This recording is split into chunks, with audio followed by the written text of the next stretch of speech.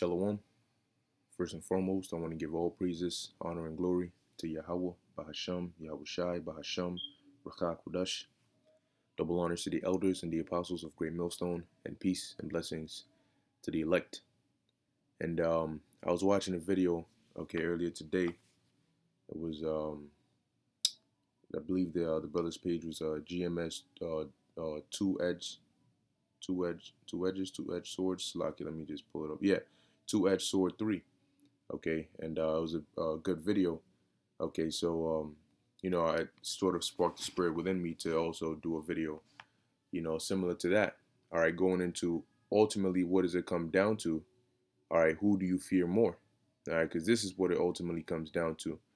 Who do you fear more? Do you fear Yahweh Ba'Shem Yahushai, or do you fear man? Do you fear Esau Edom?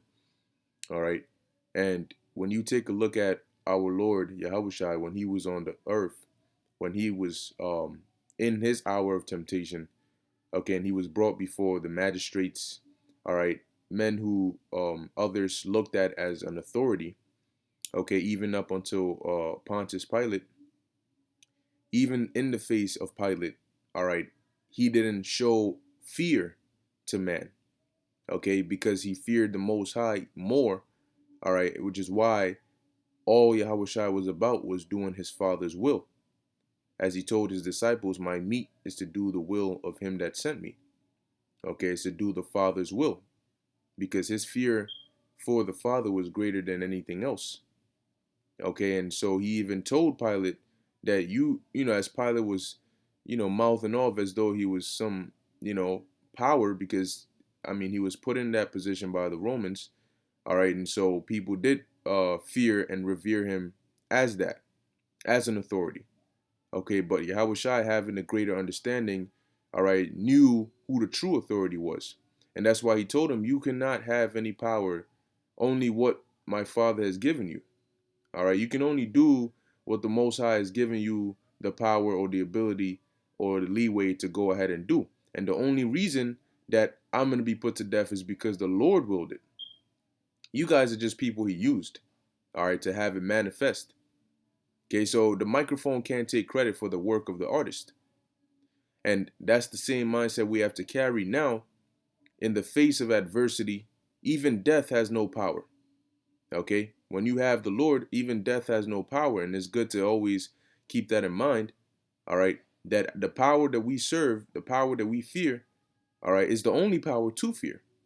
Not Satan, not Esau, not guns, not famines. Don't fear that above the Lord. Okay, so this is the book of Isaiah chapter 46 verse 9. It says, remember the former things of old, for I am the Most High, and there is none else, or Slaki, and there is none else. I am God, and there is none like me. So there's nobody even close to being on the same level as Yahweh. And when you look at the scope, you got the Most High, you got Yahushua, you got the angels, and then you have Israelites, and then you have heathens. And then you have Esau, which is the basest of these heathens, the sons of the wicked. So you look at the hierarchy and you'd rather fear the bottom over the top. If you put that in perspective, it's like you fear a mouse over a lion. Okay, because Esau's all the way at the bottom. So why fear him? And he knows he's at the bottom. And he knows that his way to get you is by creating fear in you first. That's the first thing. Before you can even think about anything, if he can put fear of him in your mind. And why do you think they spent so much effort trying to kill the understanding of the Most High? Kill faith and belief in the Most High. Why do you think they spent so long and so much efforts to do that? Okay? Or to promote a loving, sweet Jesus.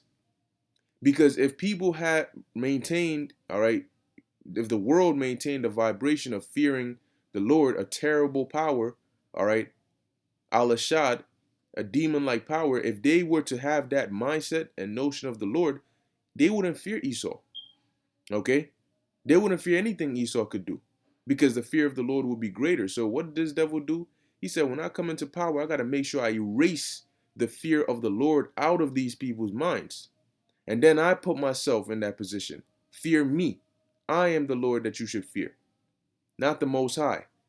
Because the Most High is greater than man, but if the Most High doesn't exist, then guess what?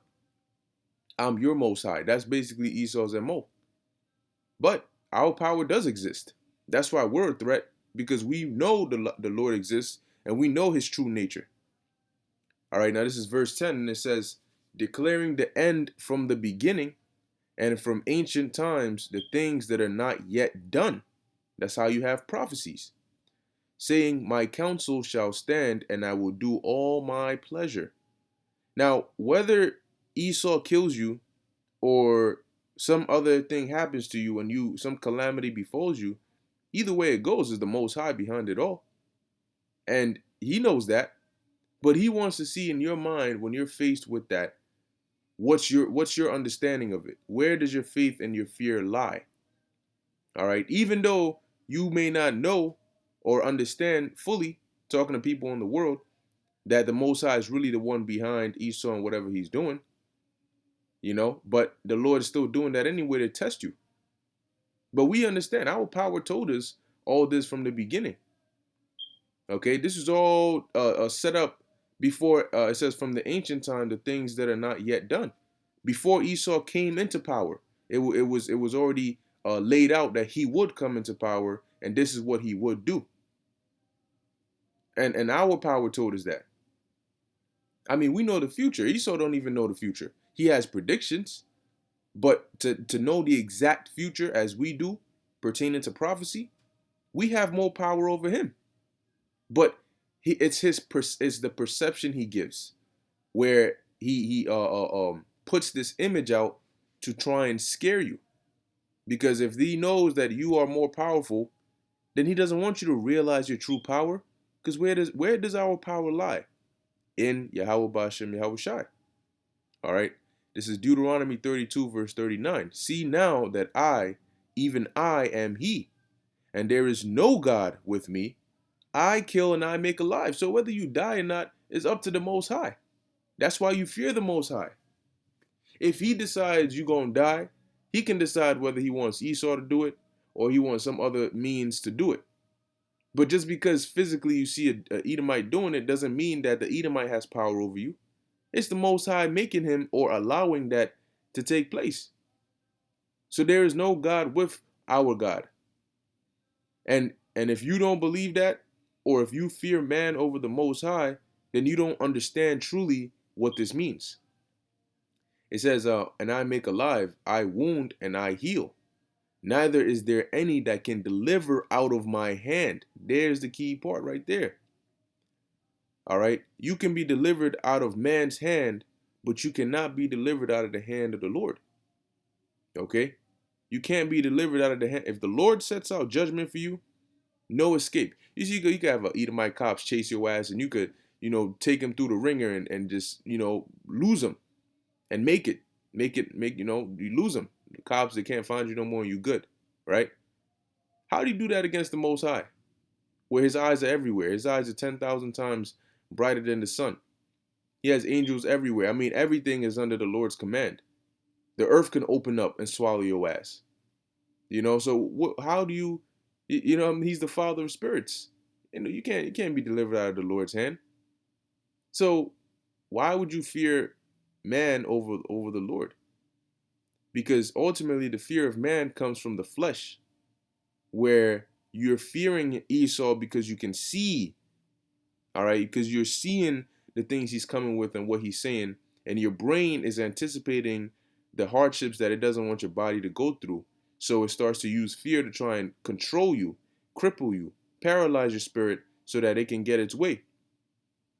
All right, but you have to kick in, you have to have your spirit kick in with that understanding. Okay? That we have one true living power, and he is to be feared above all. This is Hebrews chapter 10, verse 31. It is a fearful thing to fall into the hands of the living God.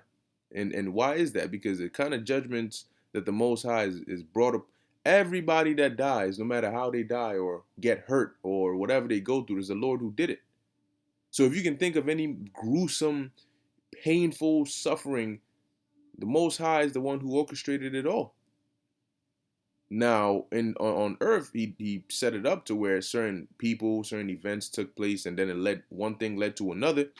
All right, but ultimately, the Most High is the one who set it up. He's the one who's behind it all. Okay, so that's where your fear should lie. The grand picture. He's so, I mean, he's so powerful. He's making this devil think that he can fight against him. But it's common sense to know that you don't put your trust in the creation over the creator. You don't fear the creation over the creator. All right. Let's come down here to Hebrews 10, verse 38. It says, now the just shall live by faith. And what does faith teach us? Faith teaches us to first put our fear in Yahweh Hashem Yahushai, but through that we will gain the wisdom and knowledge, all right, and more faith in order for us to believe and get delivered. It says, but if any man draw back, my soul shall have no pleasure in him. Now, why would you draw back from the Lord? Because this devil's agenda is for you to draw back from the Lord. And a lot of people know that, meaning they're not going to do it joyously, but they'll give in out of fear. You know, out of fear of their family, out of fear of what will happen to their loved ones, out of fear of not physically seeing a way out, of not being able to think of a way out. But hey, look, man, them death angels are waiting for you to make that wrong decision, and the command has already been given. All right, read Ezekiel 9 and 5 and 9 and 4. All right, verse and the Lord said, what? My soul shall have no pleasure in him. And if the Lord's soul has no pleasure in you, then what's going to happen to you? He has no need to deliver you.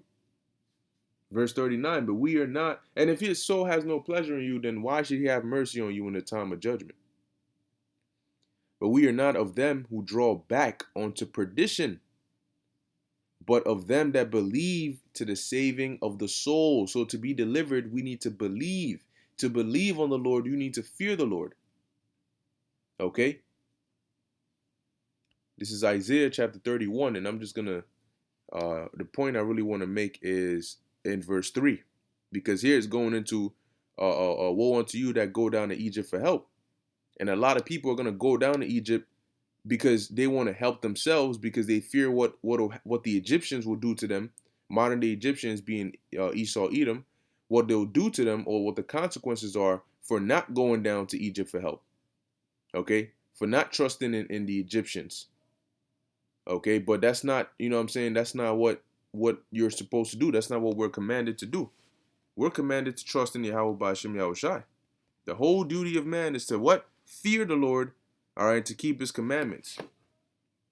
All right, so verse 3 says, now the Egyptians are men and not God. And men can only do so much. Men can only threaten you so much. They're men, you're a man. Okay? They're human, you're human. What do you got to fear?